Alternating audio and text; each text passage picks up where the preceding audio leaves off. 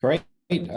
Welcome to the panel session. My name is Serge Belongie from University of Copenhagen. Andrew and I will be running the panel. We have a couple questions that we'll put out there to get things started, and then we can also take questions through chat on Zoom or through the room, which will get conveyed to us through Harold or Jesse. So I'm going to start with a question for Erica. And it has to do with, and pardon, it's a naive question, but I'm just fascinated by your application area. It has to do with either acclimation or calibration, I'm not sure the right term, through a control study. So I want to understand for younger or for older patients, how do you determine that they are used to the gear? And that somehow they're comfortable enough with it, perhaps doing some ordinary thing with the gear, and then you can say, all right, it's time, we can now do our study. Yeah, that's a really good question. I think, honestly, we do more of a feasibility assessment. And the reason it's more of a feasibility assessment than an acclimation, or I'm probably saying that wrong, is because so much of what they're experiencing is clinician controlled. So what we have to make sure of more is that the clinician is comfortable with the gear, and we have multiple steps of training for that. And they kind of have to go through that process before we could even begin the study. But we do a feasibility assessment because, for example, we're running a study right now, or we're about to start, with a vulnerable population in the US, a Medicaid population. And often they don't have internet, or they have poor internet, or they're right. So thinking through, well, are we not going to run the study on this population because they have poor internet? I mean, that doesn't feel right. So thinking through, like, how do we do this, and having to load environments offline basically is the solution we've come up with that will then get uploaded when they bring the gear back to clinic, because some of the study is being run at their homes. That is actually more of what we're worried about. In terms of acclimating, though, we do also do assessments about kind of trust in technology in general, because there are some folks that if their distrust of technology is high enough, that is going to impact their ability to engage and get value out of a VR solution. So we do kind of a twofold, right? There's accessibility, and then there's sort of relationship to tech, right? How much tech do you use on a daily basis? How do you feel about tech? What's your confidence level in this, in tech working? A perfect example, this is kind of unrelated, but my kid has type 1 diabetes, and it requires a lot of tech. And I was just running a group before I joined this call, which is why I joined right at the 10:55 mark, where all the moms were talking about screaming at the technical service reps at Dexcom and Omnipod, which are two tech companies within the diabetes space, right? Like, that's important information around your comfort level and your relationship to tech that we assess for before starting a study. Does that help answer the question? Great, thank you so much. Andrew? Cool. Thanks, Serge. I want to ask a question about the level of fidelity that's required to have compelling experiences. And this applies to absolutely everything that Eric is talking about. And I want to start out with Philip, since you've been doing this for a very, very long time. How has the fidelity level increased, and what's the required level of realism in order to have a compelling experience? Well, thanks. I would restate the sort of litmus test that I described in my talk, which is that you should be able to put somebody in, and Ronald's video there is great to like think about and look at with respect to this. I think the litmus test for broad adoption is that you can put one of us, for example, one of us that just spoke, in an avatar. Make it a default avatar, obviously, so it's like, not recognizable as us, and then watch us communicate and identify us within, I would say, like 10 or 15 seconds solely from our nonverbal information that we're conveying. That works in reality, of course, just great. And I believe that it's kind of the thing we need to get to make it work. And nobody has gotten anywhere near there yet for any kind of commercial products. Does anyone else on the panel want to sort of give their time horizon of when this will be possible? Maybe Ronald? Yeah, no, that's definitely an interesting point. I agree with Philip here. One key element to that, for example, is to back that claim is that the gait of someone is a biometric kind of form identification. So that's even sometimes more accurate than the eye. So there's definitely something there that's unique to you, and capturing this is very important. Ultimately, a lot of the emotion that we get when communication is about sharing emotions, and a lot of it is actually transmitted through motions and dynamic and timing and all this. So I think there's a lot of very valuable things here. So yeah, in order to test that, one of the hard problems that we're facing is that as the litmus test that Philip's describing, you need to put people in there and you need to test it, because it's very hard to do this with machines and measure and get metric out of it. So the problem is scalability, and it's a very subjective thing, but I agree that it's definitely something that's very relevant. Well, anyone else wants to add? Oh, yeah.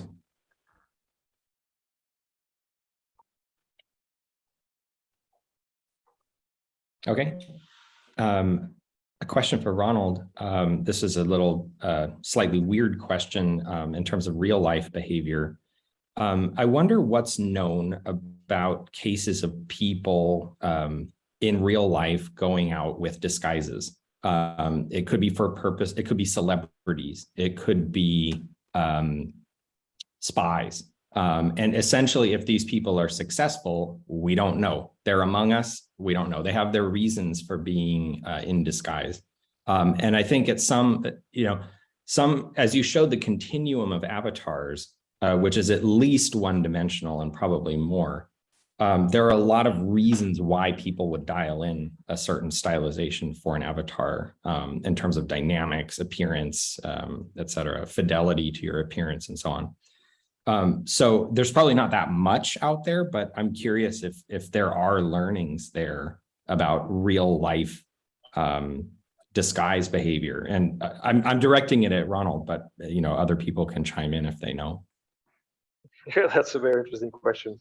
Yeah, definitely. We're based on piggybacking what the answer we had before is that if someone is really good at their job, they're not just going to disguise physically, but also adopt motions that are different, because else you would be able to tell just by the way they move and behave that who they are. So you have to learn which is what great actors are able to do when they do some things. Like they change their mimics, they change their tics, they change their strut. So yeah, I'm not sure we have enough data on that, because as you say, if these people are good at what they do, we don't have data on them. We don't know that they're doing it. So it's kind of a chicken and egg problem.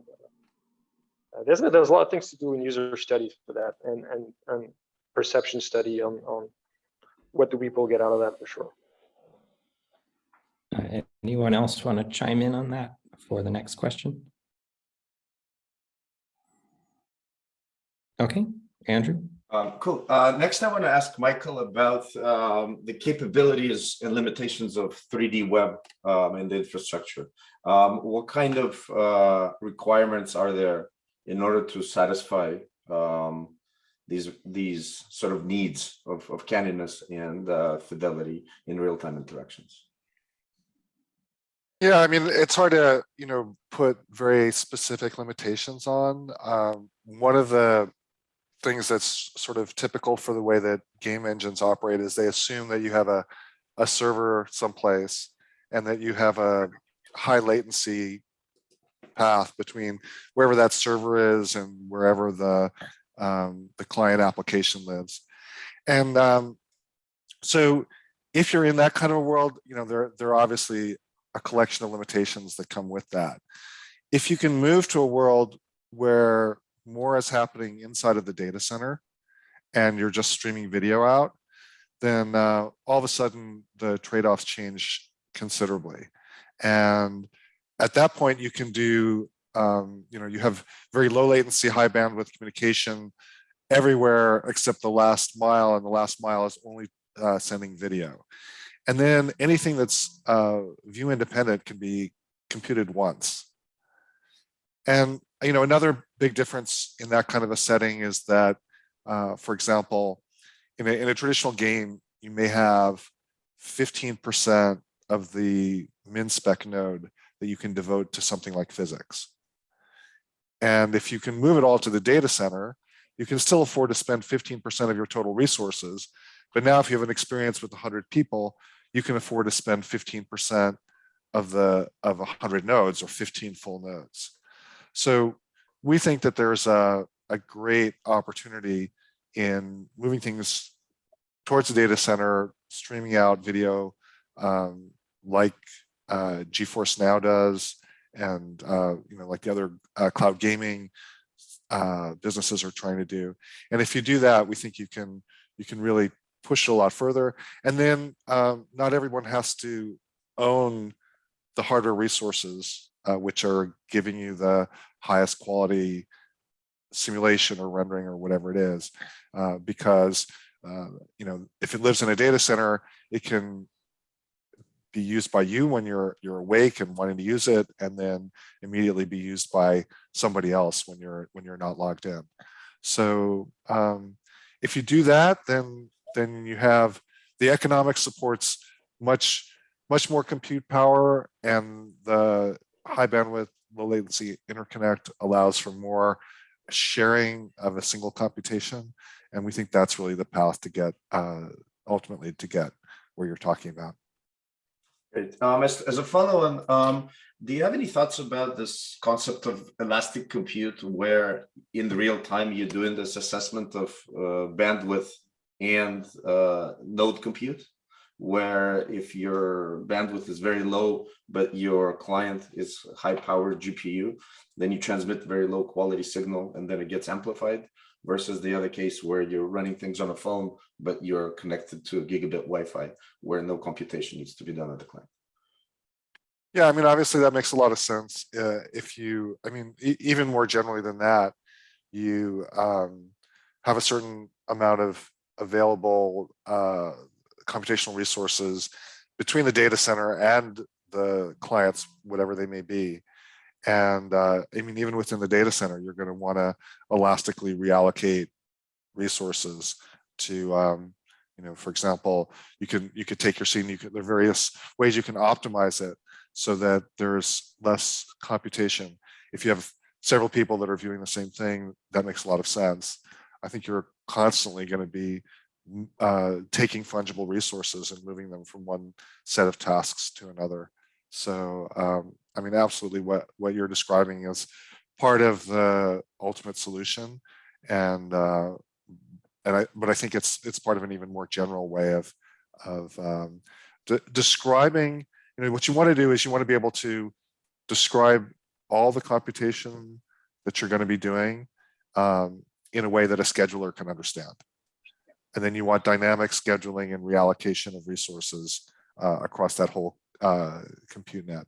And that means that you have to develop your applications and your infrastructure in a different way, so that it can introspect, it can understand all the things there are that need to happen, and it can move them as necessary or substitute them for other kinds of computation to take best advantage of the available resources and the limitations in terms of communication.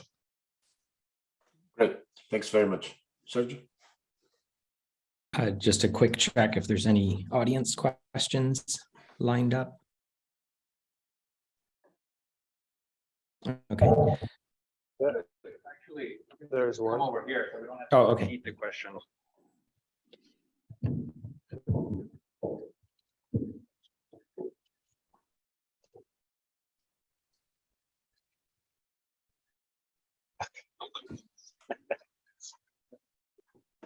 There you go. The question is related to the use of AR and VR in the applicational work.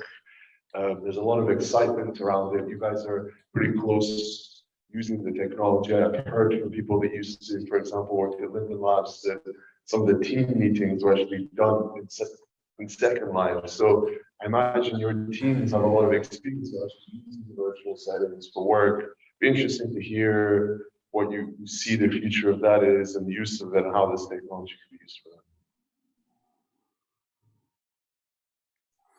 So I think you're asking about Second Life and, people using Second Life for work meetings.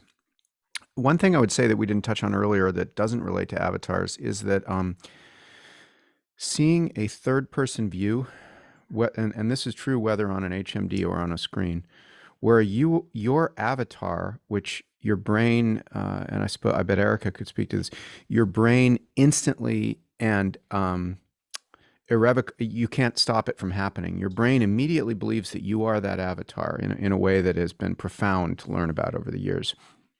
When you see yourself in a three-dimensional space with another person, you believe that you are there with them, and you behave in a way consistent with if you really were. This is one of the big promises, for example, with working together in virtual worlds, because this experience we're having right now, where we're all on Zoom screens, is almost that prison moment in the movie where you go and visit somebody in prison and you have that horrible sense of separation. And that's what we have with Zoom right now. Virtual worlds are like the opposite of that, because you see yourself as actually present in a space with other people, and so you immediately connect with them, trust them, or you're biased toward trust. And I think that's one of the promises of using 3D spaces for meetings, actually, whether or not we have head-mounted displays as the interface devices.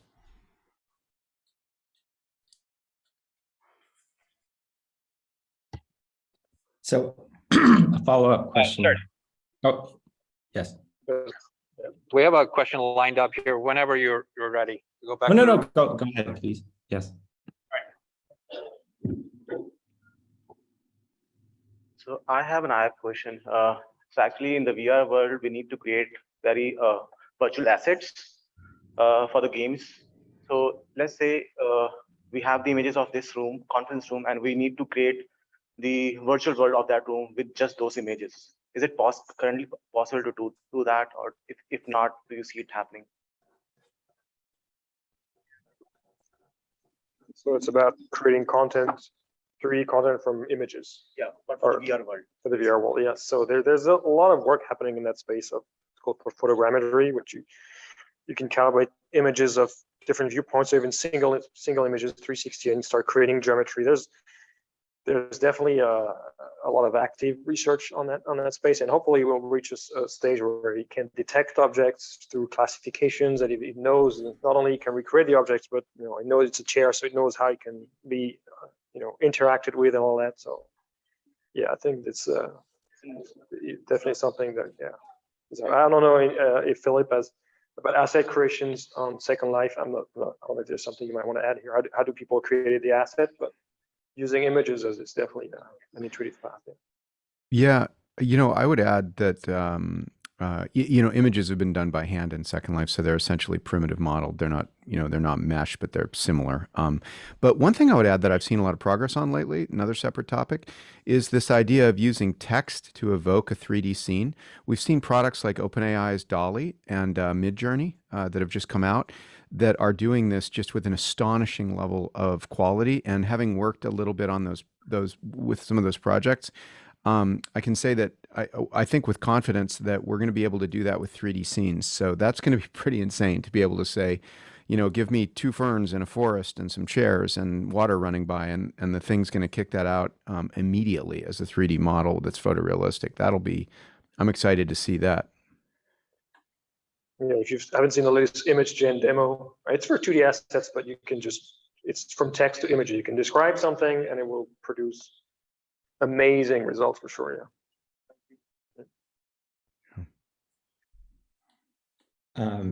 Harold, should I do the next one? Yes. Okay. So this is a question both for Erica and Philip, just from different perspectives. And it's based on idle observation of my kids playing Roblox and Minecraft and so on. And sort of the question of what level of immersion is needed in order to evoke a certain kind of experience. Now, Erica is approaching it from a clinical perspective, Philip from a different perspective, but they seem pretty immersed they seem, and I would say it's like a balance of immersion and comfort from being in the third person perspective that Philip was describing. So I think everyone knows I'm a huge fan of VR and AR and so on. So this is purposely meant to upset the apple cart. But how much is it needed to put the headset on the patient? How much can you accomplish through what Philip was describing? And I don't want to put words in your mouth, Philip, but there is something powerful that happens when you identify with that avatar from third person. So what is it that we get from that added immersion? So I will say I do a lot of remote therapy right now, just because, well, even as COVID dies down in the US, I have so many adult patients who are like, oh, this is so much more convenient. Why would I ever come back to the office? And so a lot of the exposure that I do, it's, it's not technically VR. My company would hate me for saying that, but it's not, right? Like I'm taking that virtual environment and I'm sending it to an iPad. And I have been shocked, quite frankly, like shocked how effective it still is from a clinical perspective, right? I think a big piece of that is that when someone has a fear or an anxiety, right, or has a trauma, it doesn't really take much to kick off that fight, flight, or freeze response, which is what I'm really trying to do in session, as horrible as that sounds, right? I'm trying to increase their level of distress. I think that's very different, however, if I'm trying to do a relaxation environment with them, where I'm actually trying to get them to do the opposite, right? I'm trying to help them learn to self-soothe and come down. When I'm trying to do the opposite, I need more immersion, because the everyday life stuff is what we're combating in that moment, right? I treat a lot of working moms. They have like a list of 150 things going in the back of their brain at any given moment.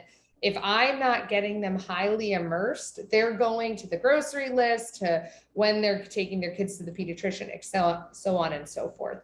So I think it's dependent on if I'm trying to escalate or de-escalate the patient from a purely clinical perspective. And then I will just reiterate what I said earlier, which is that I think this will shift over time as VR becomes more and more typical in daily life. Expectations of how immersed you need to be will shift, right? And all of a sudden that 2D environment I'm sending to someone's iPad might not be enough, right? Because we, as human beings, we're learning machines, right? We learn something and we acclimate, and now the stakes go up. Yeah, I would say, as Erica said, it isn't clear what the limit of what can be achieved, say, with a 2D screen is. It appears to be a lot. I'd say that in general, the ability to the kind of detail that Ronald was showing is much more important in evoking, say, a feeling of presence, a feeling of connection with someone, etc., than the nature of the device that's used to provide the input. I would say, though, if you look at something like VR chat, which I'm sure a lot of us here have seen and used, VR chat kind of broke into a very important territory, in my opinion, relative to Second Life before it, by allowing people to wear an avatar and look in a mirror. I don't know how much everybody's seen that phenomena, but as those who have used VR chat know well, a lot of what's happening there is people standing in this fascinating way where they're standing abreast of each other, looking into a mirror, and then kind of watching themselves emote in the mirror, like I am right here, and then while kind of talking to somebody new. And I'm sure Erica could probably speak volumes about what might be going on there, but it seems to be a very powerful new way to like connect with others that includes the sense of self. So I think that's an example of where at least the body motions and expressions need to be captured, if not the need to wear an HMD. Great.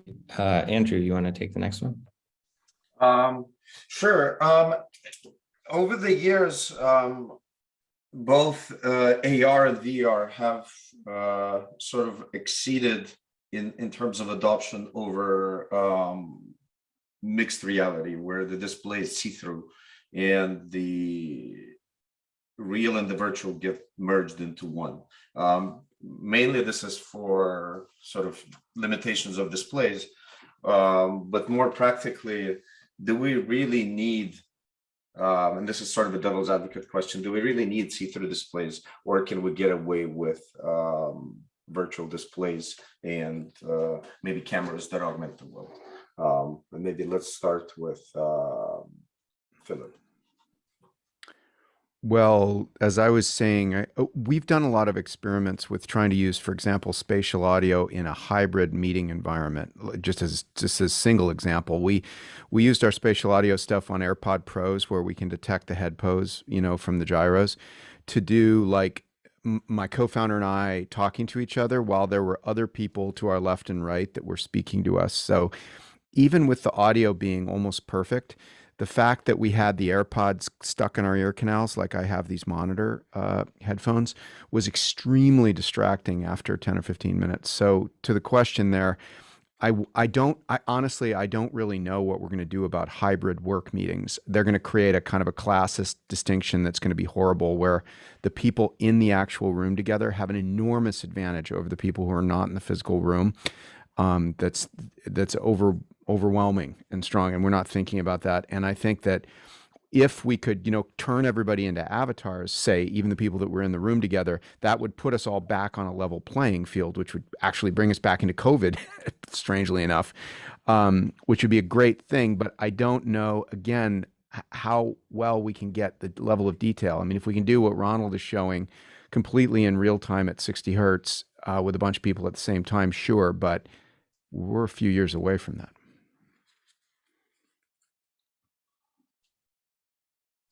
Ronald, can you speak a bit about the different VR headsets that Meta is planning to sort of ship?